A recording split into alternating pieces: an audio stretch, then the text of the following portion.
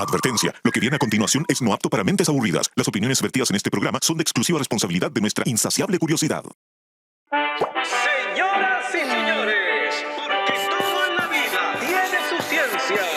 Aquí comienza All You Need Is Love.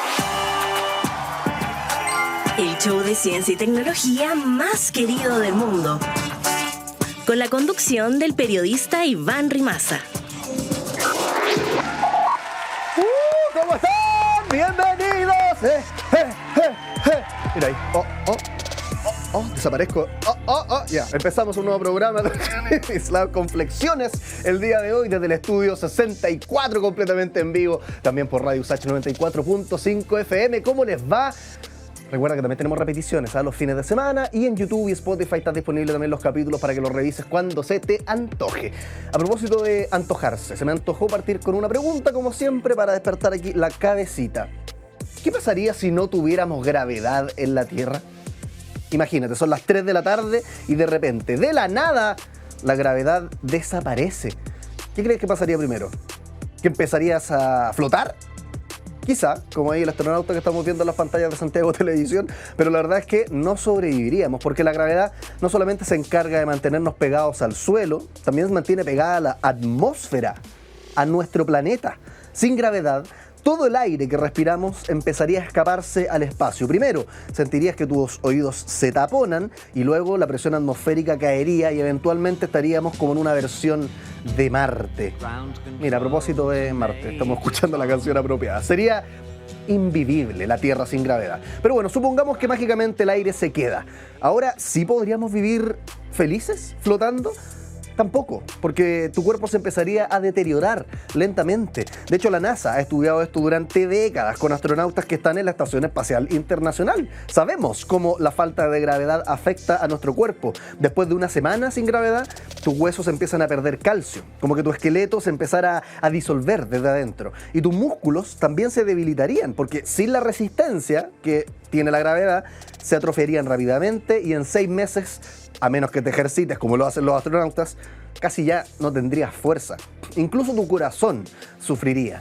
Pero incluso si sobrevivimos a todo esto, habría que enfrentar el colapso de la civilización. Investigaciones sobre ingeniería estructural muestran que nuestros edificios, puentes y ciudades están diseñados para resistir fuerzas verticales hacia abajo, que es lo que hace la gravedad, ¿no?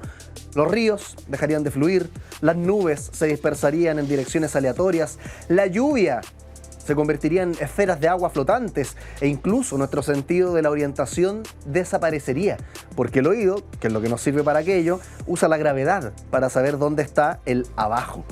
Entonces vivirías en un mareo constante. Al final, la gravedad es como una relación tóxica de la que nunca deberíamos escapar. Acá empieza All You Need Is Love. Te escuchamos. Esto es Conexión Cuántica.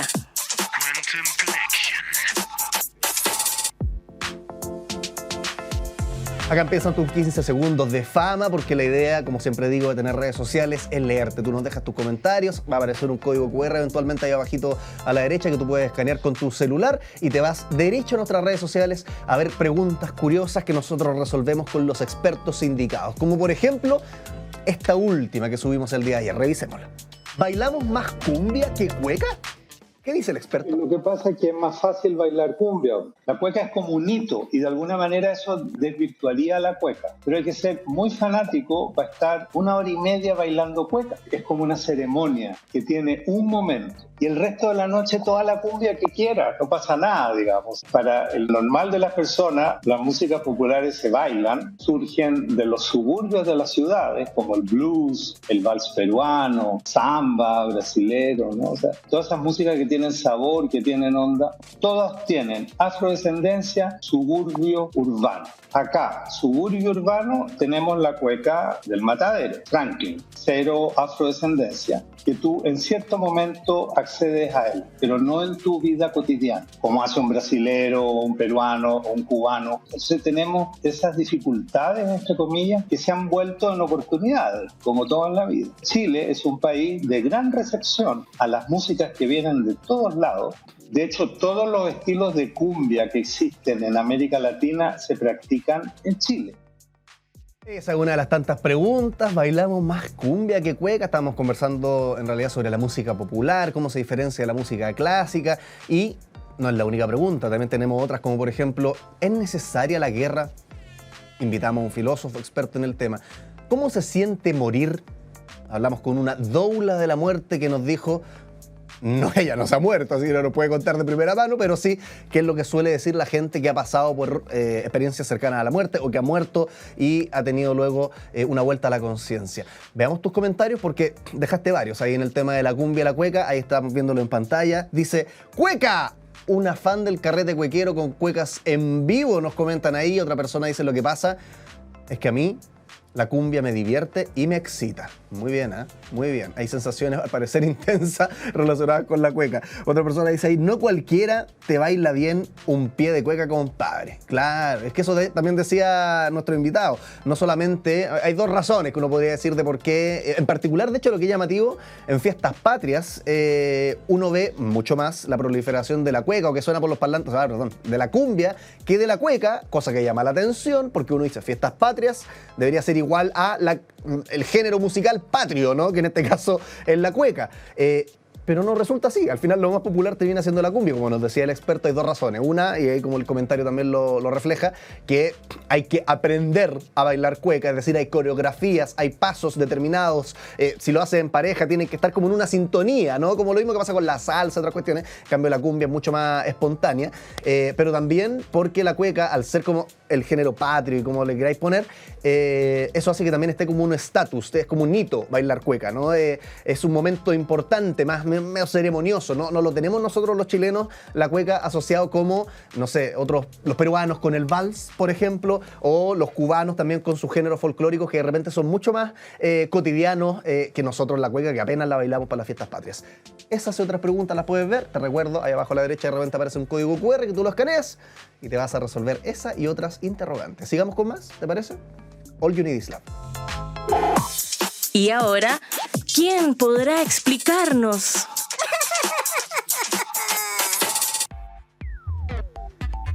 Vamos a hablar sobre la ciencia de las alturas. Por ejemplo, no sé si te ha tocado ir al norte, en el caso de nosotros en Chile tenemos el altiplano.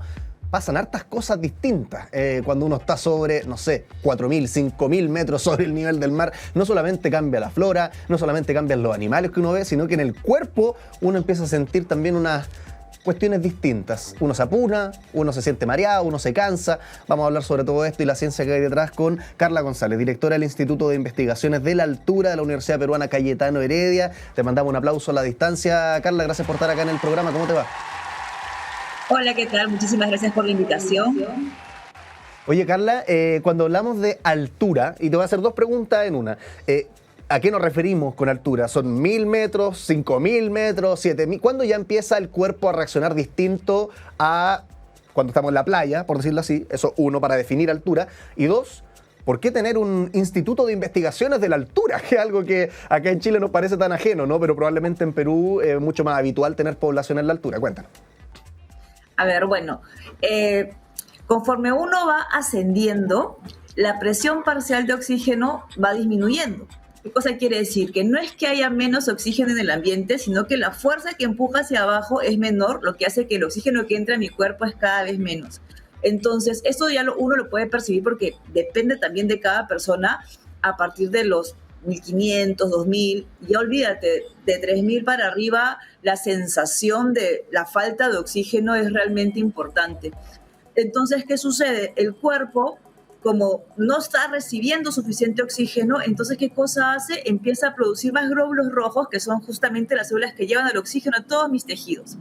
Pero al aumentar el número de glóbulos rojos, esto puede generar, pues, una serie de síntomas que están asociados a lo que se conoce acá, no estoy segura si ya, al mal de altura.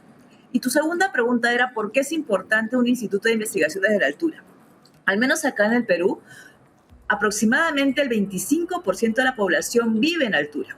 Y la altura, se ha demostrado, la ciencia ha demostrado que la altura genera o tiene un efecto sobre la fisiología y la biología de las personas. Y de hecho, la fisiología y la biología del nativo de altura es diferente a la del nivel del mar.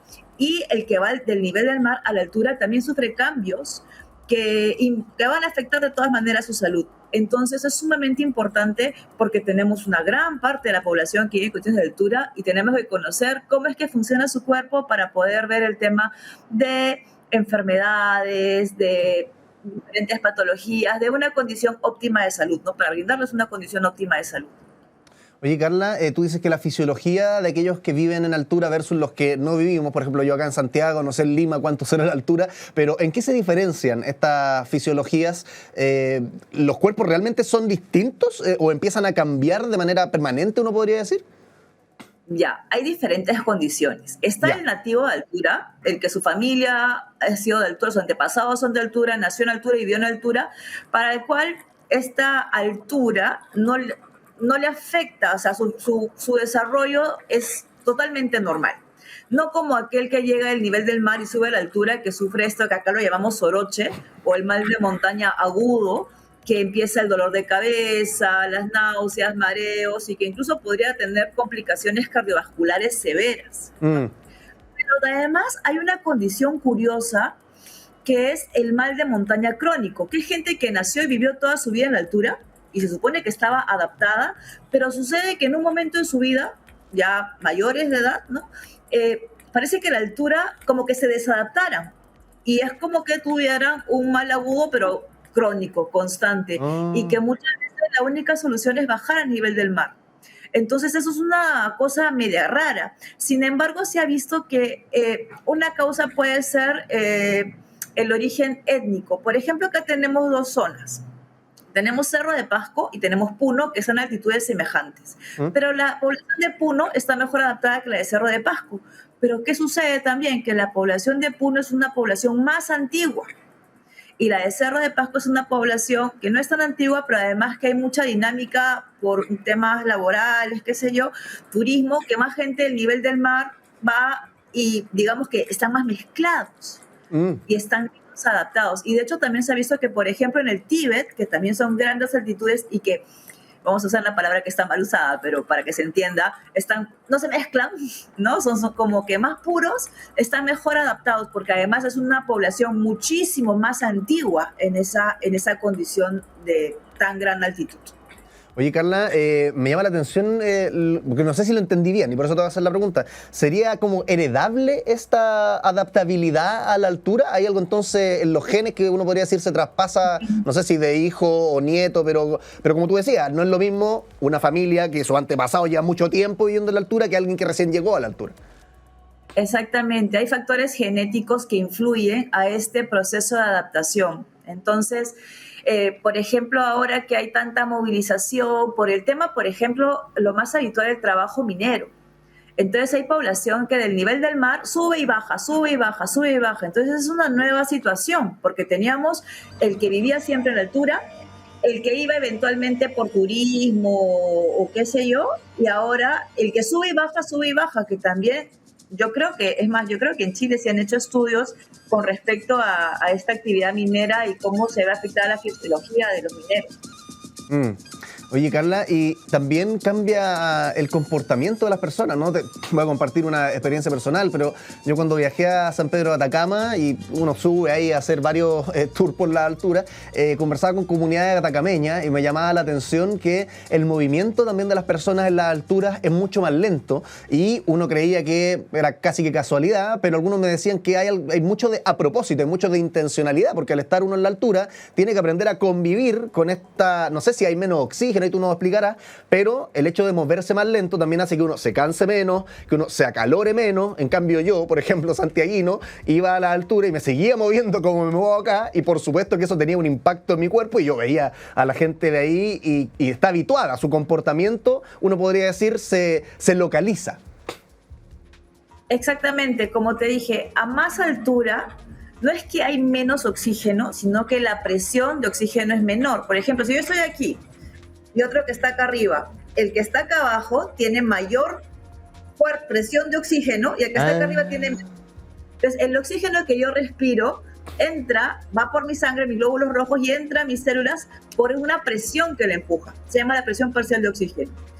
Mientras más bajo estoy, hay mayor presión parcial de oxígeno, lo que quiere decir que el oxígeno entra con mayor facilidad a mi cuerpo, a mis células, ¿no? mis glóbulos rojos y a mis células.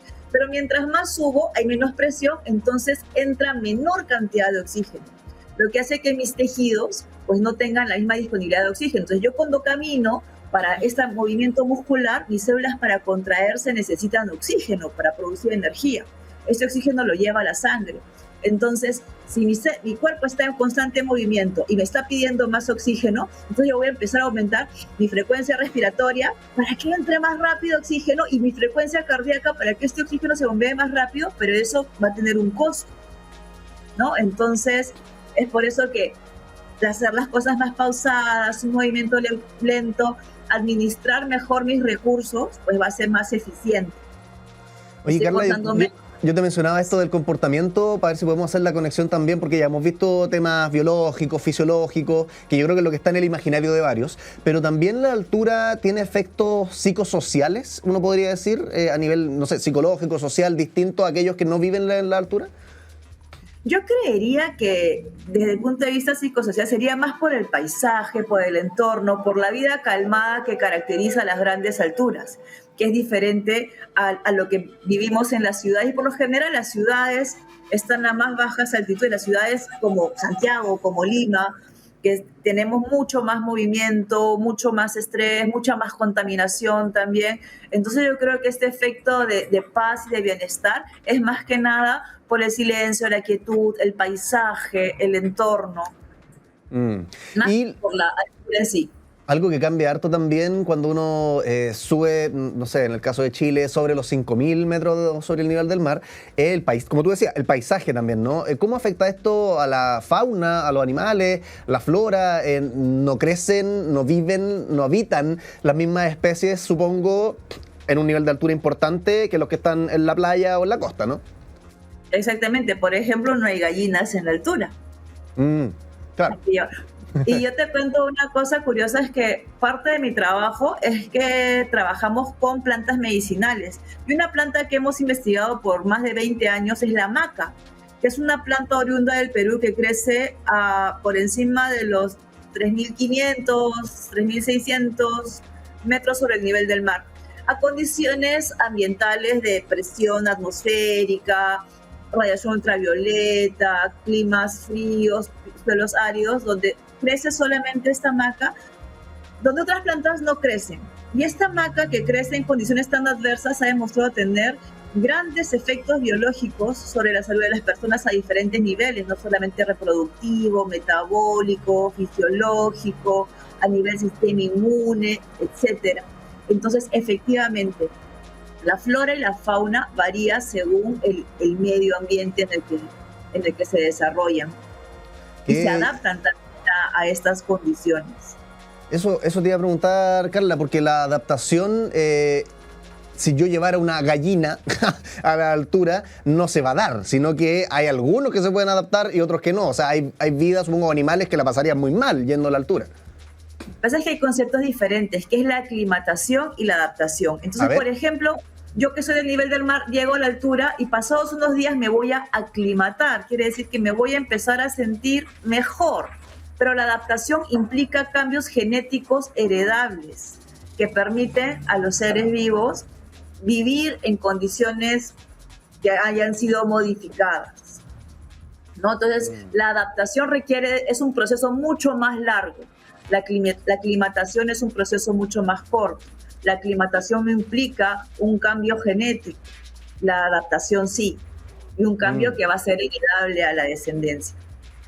Oye, Carla, ¿hay alguna enfermedad que uno podría decir, patología propia también de aquellos que viven en las alturas? Pienso en, tú ya decías, la enfermedad crónica de montaña, ¿no? El monje, pero también, no sé, hipertensión, el sueño es un desafío también, anemia, qué sé yo, estoy tirando acá como ideas. Tú me dirás si es que hay, en cuál de ellas la chunté. Claro, de hecho, el mal de montaña en sí, el mal de montaña crónico en sí, afecta la función cardiovascular, también afecta el sueño. Y en el caso de la anemia, justamente hay un punto de corte donde se corrige la anemia por altura. ¿Por qué? Porque al estar a mayor altitud voy a tener de todas maneras mayor cantidad de glóbulos rojos.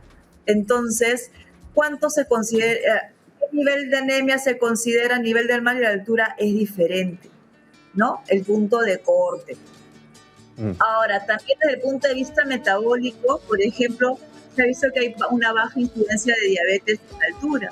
Eso también puede deberse a los hábitos alimenticios, ¿no? En la altura, por lo general, la alimentación suele ser de un tipo más saludable que la que tenemos en las ciudades que se encuentran al nivel del mar.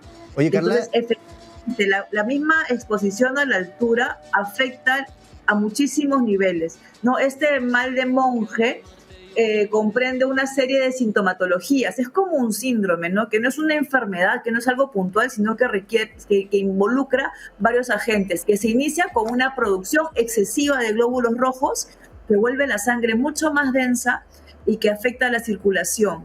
También afecta al corazón.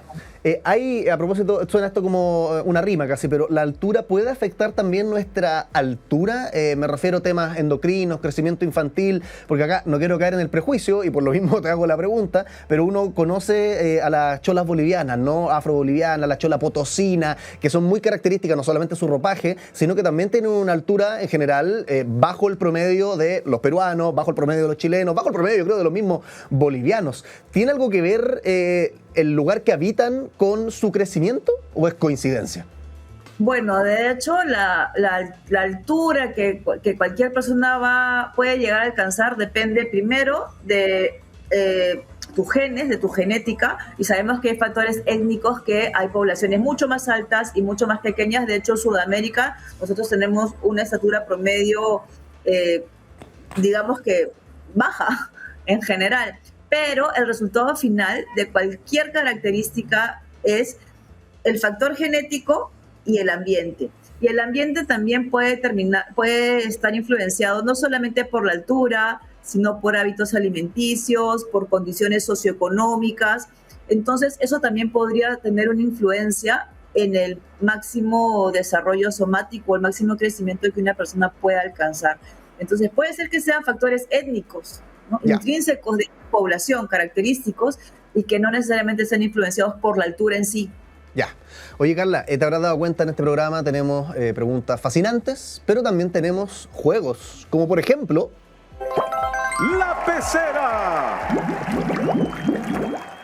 Ahí está la pecera, Carla. ¿Y de qué se trata la pecera? No te preocupes, no te asustes, porque cada uno de los papelitos... Y de hecho, el único requisito para poder jugar esto y que te vaya bien es saber sobre las alturas, en este caso. Así que están totalmente habilitadas. ¿De qué se trata la pecera? En cada uno de estos papelitos hay unas frases reduccionistas, provocadoras, que nosotros le decimos factos. Puede ser una frase completamente acertada, completamente cierta desde la ciencia, y en ese caso tú me dices sí, y ojalá desarrollas en extenso por qué. Y si es que lo que digo acá es una tontería o un mito o una falsedad, tú me dices no, y también desarrollas en extenso cómo sería correctamente. ¿Te parece que saquemos un papelito? Ok. Sacamos entonces un papelito de la pecera para seguir hablando sobre la ciencia de las alturas. Mira, un papel grueso tocó el día de hoy. Vamos a ver qué le decimos a Carla González, directora del Instituto de Investigaciones de la Altura de la Universidad Peruana Cayetano Heredia. El papelito de la pecera. La coca sirve para no apunarse. ¿Qué dice la experta? Bueno, probablemente por los alcaloides que se liberan al masticar pueda mejorar algunos de los efectos de la hipoxia. De hecho, durante muchos años hay una tradición, chachar coca. Bueno, acá se dice chachar coca, que aminora un poco los efectos de la altura, pero obviamente no le funciona a todo el mundo. ¿Y qué otras alternativas existen entonces para no apunarse? Lo digo yo, un santiaguino que vive no en la altura, aparte de masticar coca, y supongo que no es muy práctico andar con un bidón de oxígeno, ¿no? ¿Qué alternativas puedo tener yo para aclimatarme mejor?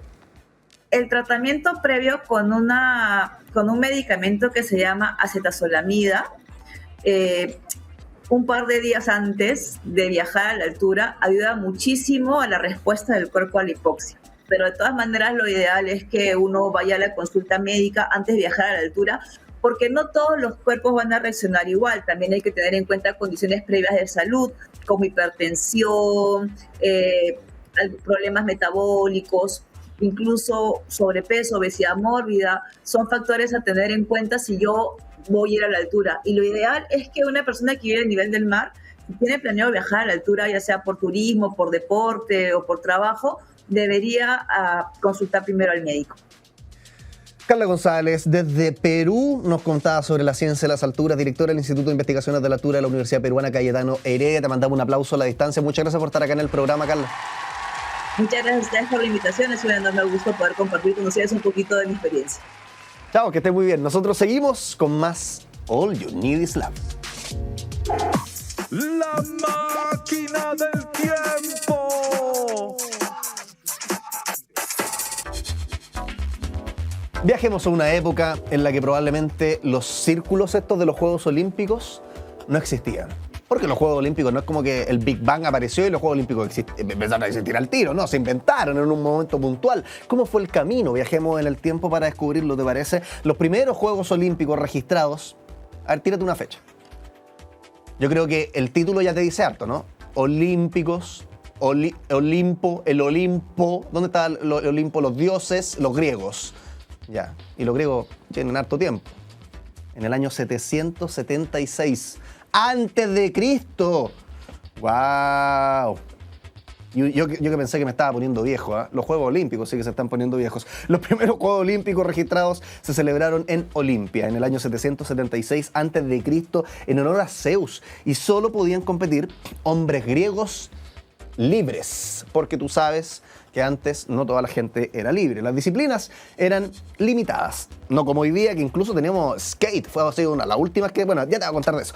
En el principio las disciplinas eran limitadas, carrera a pie, que se conocía como stadion, lucha, pentatlón y deportes ecuestres. Se acabó, sin medallas, solamente coronas de olivo. Se realizaban cada 4 años y tenían una función religiosa y política, incluyendo una tregua olímpica también entre ciudades, estados. Las competencias se hacían en pelotillehue, desnudos completamente, y las mujeres no podían participar ni presenciar los juegos, aunque sí existían juegos femeninos separados, pero esos eran en honor a Hera. En la Edad Intermedia, desde el año 393 después de Cristo en adelante, el emperador romano Teodosio I prohibió los juegos. Teodosio dijo, no me gusta esta cuestión, son paganos, marcando su desaparición. Y dejaron de existir los Juegos Olímpicos por más de 1000 años. Desde el año 393 después de Cristo, 1000 años estuvieron cancelados. Durante la Edad Media y el Renacimiento surgieron competencias locales, caballerescas, pero sin conexión directa con los antiguos Juegos Olímpicos. Y recién en los siglos XVIII y XIX comenzaron a revivir ideas similares, como los Cotswold Olympic Games en Inglaterra, otras iniciativas también europeas. Y finalmente, en 1894, el barón Pierre de Coubertin impulsa la restauración oficial de los Juegos Olímpicos. De hecho, si tú andas por Plaza Italia, hay una calle que se llama Barón Pierre de Coubertin, que está como al lado del McDonald's, ahí está el Crown Plaza, hay un pasaje que se llama Ramón Corbalán, creo que se llama, ya, ese te lleva a la calle Barón Pierre de Coubertin. De hecho hay una iglesia que para el estallido la quemaron, esa está ahí, Barón Pierre de Coubertin. Está la entrada también a la Universidad de Chile, mira, una muy buena calle, siempre me ha gustado esa calle. Y se creó, gracias a este caballero, el Barón Pierre de Coubertin, el Comité Olímpico Internacional. Hoy, o en realidad más que hoy, los últimos años, qué bonita canción. Esta es de Vangelis, ¿o no? Sí. A ver, escuchémosla 2 segundos, porque si no nos van a bajar el video. Perfecto. Hoy los Juegos Olímpicos, que comenzaron en Atenas, tienen ya más de 14 países, 241 atletas hombres, eso fue en 1896, y las mujeres recién se empezaron a integrar en 1900. Hoy existen versiones de verano, invierno, paralímpicas, juveniles, con más de 200 países participantes y miles de atletas. La tecnología ha transformado los juegos, cronometraje electrónico, repeticiones instantáneas, transmisiones globales, análisis de datos deportivos, e incluso existen ahora innovaciones como esports experimentales, también vigilancia biométrica, inteligencia artificial para arbitraje y sostenibilidad en las redes. Ya te decía yo, incluso los últimos años se sumó como deporte olímpico el skateboard, entre varios otros. ¿Cuál te gusta a ti ver? Aparte del fútbol, pues, tírate algo original, algo así como de los Juegos Olímpicos. ¿Cuál te gusta a ti ver? Yo descubrí en los últimos Juegos Olímpicos que me gustaba ver esgrima. Sí. No sé qué dice eso de mí. ¿Soy una persona fome, una persona curiosa, una persona cliché, una persona divertida? No lo sé, pero el esgrima me gustaba mucho porque además es como fácil de entender, hay como 3 toques distintos, tienen una espada. Y mira, francamente, no me importa tanto entender el deporte como ver a dos espadachines peleando. Es como Star Wars, pero en los Juegos Olímpicos. Así es como han evolucionado entonces desde su creación en el año 776 a.C., su cancelación por más de 1000 años y su restauración por ahí por el 1900 gracias al señor Barón Pierre de Coubertin. ¿Te gustó? Espero que sí. Seguimos con más después de esta pausa. All You Need Is Love. Hagamos la corta. Ciencia al paso.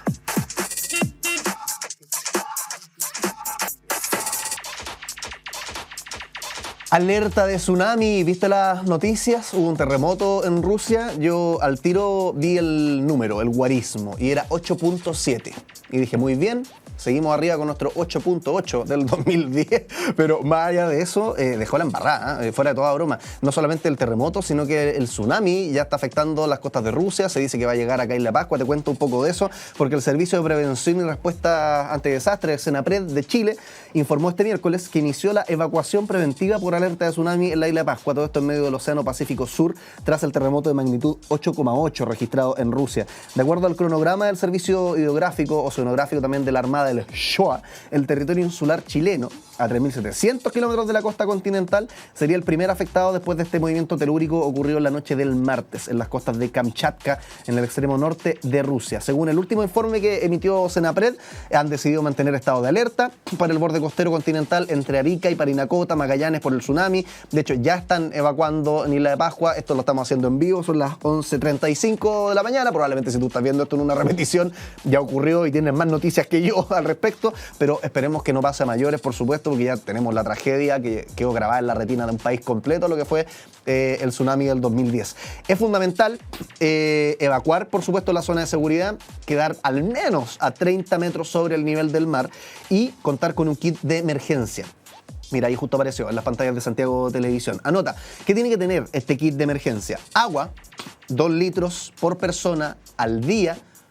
Mira, vemos lámparas, mascarillas, ya te voy dando el dato. Anota. Alimentos no perecibles, por ejemplo, barra energética o comida deshidratada, unos fideos, qué sé yo, enlatados también. Abre latas manual, porque si tiene un enlatado y no lo puedes abrir, no tiene ningún sentido. Linterna, baterías, radio portátil, porque te sirve no solamente para estar informado, sino que para enterarte de medidas de evacuación, etcétera. Botiquín de primeros auxilios, dinero, las llaves de la casa, artículos adicionales también si es que tienen niños o personas mayores, o si tienes perro, llevar la comida para el perro, llevarle el agua o el pote para el agua, qué sé yo. Y también es recomendable, aunque no es tan debido a muerte como... Esto, yo creo que esta es la triada mágica. Agua, alimentos no perecibles y el botiquín de primeros auxilios. Pero, aparte de aquello, que es lo esencial, también es recomendable incluir, dice el gobierno, velas, fósforos, encendedores, cualquier cosa que te sirva no solamente para iluminar, sino que generar fuego, eso a su vez nos da calor, muda de ropa, zapatos, un saco de dormir, artículos de aseo, utensilios de cocina, cloro, herramientas básicas incluso, desde estas cortaplumas como Victorinox, que tienen un montón de opciones, pero también martillo, guantes, destornilladores, alicate, claro, no es necesario que andes con un taladro, pero probablemente sí con alguna cosita más pequeña. Una parrilla portátil, un silbato de emergencia. Mira, todo lo que puedes echar ahí al kit de emergencia va a ser útil y en caso de evacuación recuerda siempre no agarrar la tele y llevártela. No, la tele no sé si es la prioridad. La prioridad debería ser cortar la energía eléctrica de tu casa y también cerrar las llaves del paso del agua y del gas. Y no te olvides también de las mascotas, por supuesto. No te olvides de las mascotas. Te repito, va a estarse evacuando ya en este momento la isla de Pascua. A eso de las 2-3 de la tarde llegaría a costa ya de Chile continental. Y el kit de emergencia, porque siempre está bueno tenerlo esto en la cabeza, ojalá mínimo 2 litros de agua por persona al día, alimentos no perecibles y algún botiquín de primer auxilio, aparte, por supuesto, de linterna, las llaves de tu casa, dinero y todo eso que ya es medio de sentido común, ¿no? Pero hay cositas que de repente nos vendrían bien tener en ese kit de emergencia. En especial, porque nosotros acá los santiaguinos, este programa se transmite desde Santiago, no sé si es necesario que tenga un kit de emergencia, pero si vive en la costa, siempre es bueno tener uno. Seguimos con más, ¿te parece? All You Need Is Love. El que sabe, sabe. Y el que no conduce. Vamos a hablar sobre pingüinos porque hace unos días apareció una noticia que me llamó un montón la atención. Decía, se avistan pingüinos magallánicos en Brasil. Y yo quedé sorprendido. ¿Cómo llegan ahí? Es normal que hayan pingüinos magallánicos de Magallanes, ¿se entiende? En Brasil, tan lejos. Bueno, lo vamos a hablar con Alejandro Simeone, él es especialista en aves, investigador también de la Universidad Andrés Bello. Alejandro, ¿cómo te va? Nuestro público te da un aplauso. Hola, mucho gusto. Oye, Alejandro, ¿te sorprendió esta noticia? ¿Es normal que pase esto? No, para nada, es totalmente normal. Sí, esta especie que tú mencionas, el pingüino Magallanes, es una especie que, si bien uno espera encontrarla en Magallanes solamente por el nombre, es una especie que después de la reproducción, más o menos por ahí por el otoño, migra hacia el norte. ¿Ya? Y por el lado atlántico puede migrar, tú lo puedes encontrar en ambas costas, en Chile, en el Pacífico, en Argentina, anidando en el Atlántico. Y después de la reproducción migran hacia el norte y pueden llegar, pasan por la costa, bueno, toda la costa argentina, Uruguay y sur de Brasil. Y eso es durante el invierno. ¿Y cómo migran? Los pingüinos nadando, ellos se desplazan después de la reproducción. Es bien costoso para ellos en términos energéticos, porque imagínate, después de toda la reproducción, criar a los pollos, en el caso de las hembras, poner los huevos y todo, hay un desgaste energético súper grande. Y muchos mueren también en esta migración. Y van a pasar justamente el invierno en aguas un poco más cálidas, más productivas, y después en primavera regresan, se mueven hacia el sur de vuelta y retoman la reproducción. ¿Y cuánto tiempo están allá en Brasil? ¿Son como unas vacaciones que se toman? Más ¿O es o parte menos, habitual exactamente. un ciclo? Todo el invierno. Ellos pasan Ya. todo el invierno en la costa de Brasil, de Uruguay, y después se desplazan de vuelta hacia el sur, ya en la época primaveral, por ahí, fines de agosto, septiembre. Tú hablabas de la crianza de pollo, la postura de huevos de estos pingüinos. ¿Cómo es este proceso? Porque hemos visto, a mí me ha tocado al menos, no sé si la gente, pero en documentales, cómo tienen el huevito, claro, como entre las piernas, y tienen que someterse a las inclemencias del tiempo y estar ahí, pero aguantando. Cuéntanos cómo es ese proceso de los huevos. Ese que tú mencionas en particular es el caso del pingüino emperador y del pingüino rey. Que están, ¿dónde vive ese? El pingüino emperador exclusivamente en la Antártica y el pingüino rey en islas subantárticas. Y ellos ponen un solo huevo. Y ellos, y los que incuban ahí, los colocan, se los ponen encima de las patitas y tienen como un pliegue en el abdomen, como un súper rollo, así, digámoslo, y con eso cubren, que está muy vascularizado, entonces eso hace, y con pocas plumas. Entonces eso hace que el calor de la parte, de toda la piel vascularizada, caliente mucho más el huevito. Y cuando tienen que moverse, se mueven con su huevo, ¿ya? Esos son el pingüino emperador y el rey. Y si volvemos al magallánico, que es completamente distinto. ¿No es solo un huevo, por ejemplo? No, ellos ponen dos huevos. Ya. Ellos ponen dos huevos y hacen una cuevita en la tierra, de ahí se meten y arman su nido. Y colocan su huevo, lo incuban por más o menos unas 5, 6 semanas aproximadamente. Después los pollitos nacen y los pollitos van a estar con los papás ahí más o menos unos 2 meses, hasta que ya se independizan y pueden ir a buscar ellos solos su alimento. ¿Y cuántos tipos de pingüinos existen? Porque cuando me tocó a mí ir, de hecho, las últimas vacaciones que tuve fue en Magallanes. Y fui a la reserva Tierra del Fuego, algo así. Parque Pingüino Rey. Parque Pingüino Sí. Rey. Y de hecho, les recomiendo que vayan porque suena como, oh, qué lejos y que pituco, pero un pasaje en avión a Punta Arenas ahora es más o menos económico y después el tour para abajo igual es bien accesible. Y ahí me enteré, porque tienen un cartel y hay como 7, 8 tipos de pingüinos que viven en Chile. Me equivoco con el número, pero son varios. Un poquito más, déjame acordarme, creo que son como 9. ¿Ya? 9 o 10. Y todos Sí. están en Chile. Y todos están en Chile. De las 18 especies de pingüinos que existen en todo el mundo. Tenemos un montón. Más de la mitad, pues. Exactamente. ¿Cuáles son los más populares o los que más conocí? A ver, los que más, diría yo, el más popular, porque está a lo largo, desde Arica hasta Chiloé, tienes el pingüino de Humboldt. Ya que es el que más conocemos, que podemos verlo acá. El pingüino Magallanes, más del sur. El pingüino Humboldt no es el que se vio amenazado en Dominga, está más como cerca de Coquimbo. Exactamente, ¿Sí? hay una concentración de áreas de nidificación de ese pingüino en todo lo que es la región de Coquimbo, Atacama y también de la región de Valparaíso. O sea, no es tanto de frío ese pingüino en particular. No, para nada. Sí de aguas frías. Ya. Todos los pingüinos tienen en común, tú podés encontrar pingüinos en el sur de África, en Australia, en Nueva Zelanda, por supuesto en el sur de Sudamérica, y lo común que tienen todos esos lugares es que tienen aguas frías, que son muy ricas en peces, que es lo que comen principalmente los pingüinos. Pero el pingüino Humboldt sale del agua y se va a un desierto muy cálido, un desierto costero, donde en el verano podéis tener más de 30 grados de temperatura. Entonces están muy bien adaptados para vivir en el mar, pero cuando salen a tierra están es como si salieran con su chaquetón así, ¿no? Y pasan calor, exactamente. Tienen ahí a El veces pingüino problemas. Humboldt iba a hablar del pingüino Magallanes. Claro, exactamente, tiene esas dos especies. Y el pingüino Magallanes lo encuentras más o menos desde la región de los lagos hacia el sur, hasta el extremo sur. Da la vuelta, sube por el Atlántico y lo tienes en gran parte de la costa de la Patagonia argentina. ¿Cuál es ese pingüino, que de hecho yo lo conocí por las películas, que tienen como unos visos rubios a los lados? Esos son se llaman pingüinos crestados. Crestados. Claro, ¿También están en Chile? Tenemos dos especies aquí, en las regiones de Aysén y Magallanes. Ahí están fundamentalmente, que son el pingüino penacho amarillo del sur y el pingüino macaroni. ¿Macaroni? Macaroni, como los fideos. Sí. ¿Y en qué se diferencian? ¿En qué se parecen? Son muy parecidos a simple vista. El pingüino macaroni es un poco más grande, tiene estas crestas que son como plumitas un poco más anaranjadas, y el pingüino de penacho amarillo es un poco más pequeñito y con plumas más bien amarillas que anaranjadas, a diferencia del macaroni. Oye, ¿cómo es? Bueno, esto es lo que estamos viendo, son los que están en Tierra del Esto Fuego. es pingüino rey, exactamente. Rey. Sí.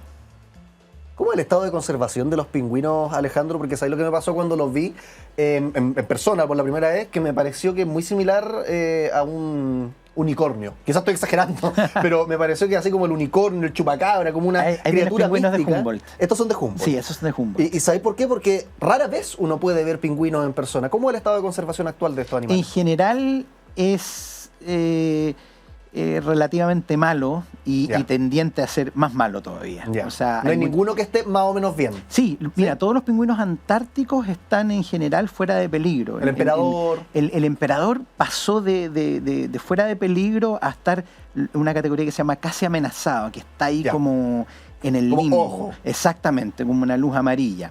Pero los pingüinos que viven en la Antártica en general están fuera de peligro, pero ya si te mueves hacia los continentes, o sea, tienes especies de pingüinos como el africano, el pingüino africano, que es muy parecido al Humboldt, está pasando a peligro crítico, porque la población ha disminuido pero drásticamente.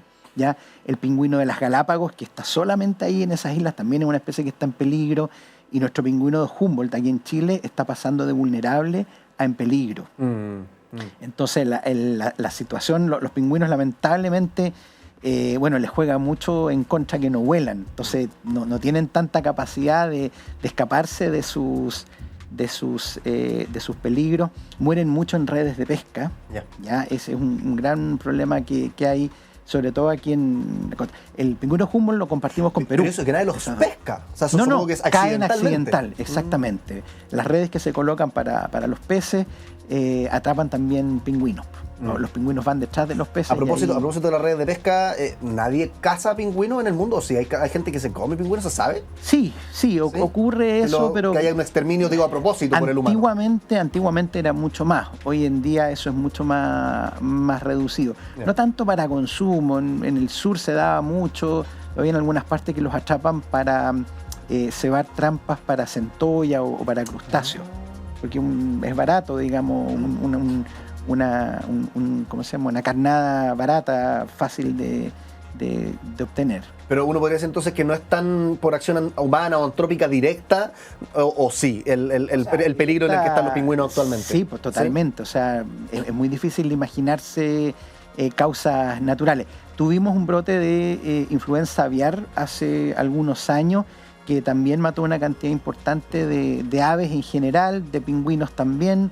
Eso podrías considerarlo como algo más natural. Que es absolutamente, culpa de los humanos, 100%. Absolutamente. Entonces es difícil separar en la ecuación al humano de estas causas, porque directa o indirectamente están ahí presentes. Oye, los pingüinos, ahí tú eliges con cuál me responden, los que manejen mejor de todos los tipos que existen, pero como a nivel social, me interesa saber, ¿cómo son las familias? ¿Cómo se mueven? ¿Son grupos de 10 pingüinos? ¿Son piños de 100? ¿Son más bien solitarios? ¿Cómo viven los pingüinos en su día a día? En general yo te diría que son solitarios, ya en cuanto a su... No es como la manada de los leones o los elefantes que se mueven así como un piño para todos lados. No tienen como una repartición de trabajo, ni que uno hace una cosa, no. Pero, por ejemplo, estábamos hablando del pingüino emperador. ¿Ya? Los pingüinos emperadores nidifican, esa es una cosa muy interesante, ellos se van a nidificar a la Antártica en el invierno, en pleno invierno. No hay luz prácticamente, imagínate las temperaturas que si ya en verano es helado, en invierno, imagínate, y sin luz más encima. Sí. Entonces incuban, los machos son los que incuban el huevo y los pollitos van a eclosionar más cercano a la primavera y ahí ellos tienen un sistema social de regulación térmica en que se colocan los machos con sus huevos, se colocan todos como en círculo. Ya, entonces el que queda adentro está más calientito, se protege del viento, del frío, pero esos cuando ya después de un rato tienen que salir y colocarse afuera. Y entonces el que estaba más afuera ahora está más adentro, entonces se van, es una termorregulación social que se llama, que son bien, les funciona bastante para sobrevivir en esos ambientes. Y supongo que también los pelajes de un pingüino emperador que vive en la Antártica es distinto al de Humboldt, como para resistir también las inclemencias del tiempo. Sí, pues, y el depósito de grasa y todo eso, a pesar de que las plumas que tienen en general los pingüinos los protegen bastante del frío. Ya son plumitas cortas que van metidas como tejas, así, una encima de la otra. Así. ¿Y cuánto viven? Más o menos depende de la especie. Depende de la especie. Ponte tú un Humboldt, por lo menos en cautiverio, se sabe que pueden vivir 30, 35 años. Ese es más o menos sí, bastante. Son pájaros longevos en general los pingüinos. Oye, Alejandro, te habrás dado cuenta, tenemos preguntas fascinantes en este programa, pero también tenemos juegos. Ya. Como por ejemplo... ¡La ruleta! Y tenemos aquí nuestra ruleta. No hay que asustarse, porque yo siempre le digo a mis invitados, para poder jugar, lo único que tienes el único requisito es haber estado invitado a este programa. Y cada uno de los colores de esta ruleta se condice con una pregunta que haría un niño o una niña sobre los pingüinos. Ajá. Entonces la idea es que yo la giro, digo la pregunta... Esas son las más difíciles. Son las más difíciles. De hecho, yo le digo a veces a mis invitados, si es que no sabéis la respuesta, bueno, inventa, porque así hay que hacer con los niños también, hay que salir jugando. Lo voy a decir a la cámara, te doy el pase y tú la respondes lo mejor que puedas, lo más largo y extenso que puedas. ¿Te parece? Perfecto. Giramos la ruleta entonces a la cuenta de 1, 2 y 3. Estamos conversando con Alejandro Simeone, especialista en aves e investigador también de la Universidad Andrés Bello sobre los pingüinos, a propósito de estos pingüinos magallánicos que aparecieron en Brasil, que nos llamaron la atención a los que no sabemos, pero parece que era bastante normal. La ruleta se detiene entonces en el color morado. Veamos qué pregunta se condice con el color morado para Alejandro Simeone. Estamos hablando sobre pingüinos. ¿Por qué los pingüinos no vuelan? Responde el experto. Es una buena pregunta. Mira, lo que sabemos es que los ancestros de los pingüinos sí volaban. Eran aves marinas parecidas a petreles, ¿ya? Pero, y ahí eso es una cosa bien interesante, los ambientes donde los pingüinos se desarrollaron son ambientes marinos de mucha productividad. ¿Qué quiere decir eso? Que hay mucho alimento. Y la mayoría de las aves no voladoras o que vuelan poco aparecieron en lugares de alta disponibilidad de alimento, de mares muy ricos. Eso se relaciona con aguas frías. Por eso que el pingüino perdió la capacidad de volar y se especializó en bucear, porque tiene el alimento completamente disponible, no necesitaba volar grandes distancias para ir a buscar su alimento. ¿Y el único ave que no vuela? No, hay algunas aves ya extintas, por ejemplo el gran alca que existió en el hemisferio norte, era un pájaro, que ese es el pingüino original. Ya, de hecho a esta alca se le dio el nombre de pingüinis. Es el nombre científico, pingüinis. Y cuando descubrieron a los pingüinos en el hemisferio sur, la encontraron muy parecida al alca, y por eso que le pusieron pingüino, ¿ya?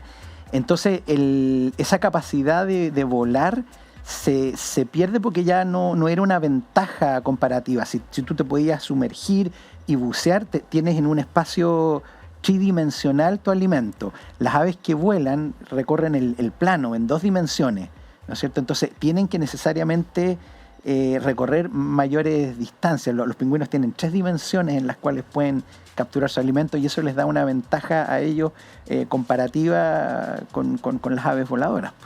Alejandro Simeone, investigador de la Universidad Andrés Bello, especialista también en aves, ornitología, le dicen los que saben. Gracias. Oye, muchas gracias por estar acá en el programa. No, muchas gracias a ti por la invitación. Seguimos con más, ¿les parece? All You Need Is Love.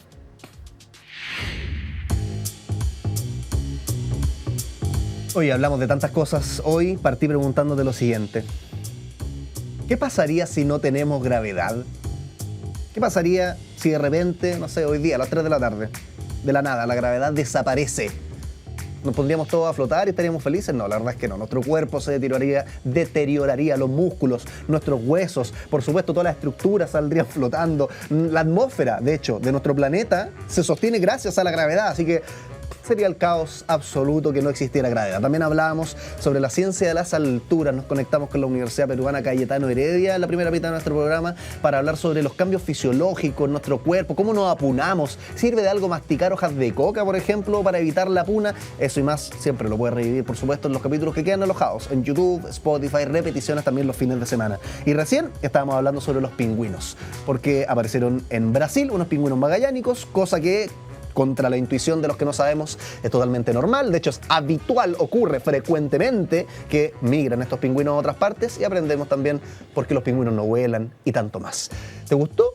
Bueno, si no te gusta, nos dejas tus reclamos en el correo, correo que no existe por lo demás, pero bueno, en las redes sociales, ahí nos encontramos siempre. Hoy a las 11 de la mañana, de lunes a viernes, All You Need Is Love completamente en vivo y los fines de semana también repeticiones por Santiago Televisión.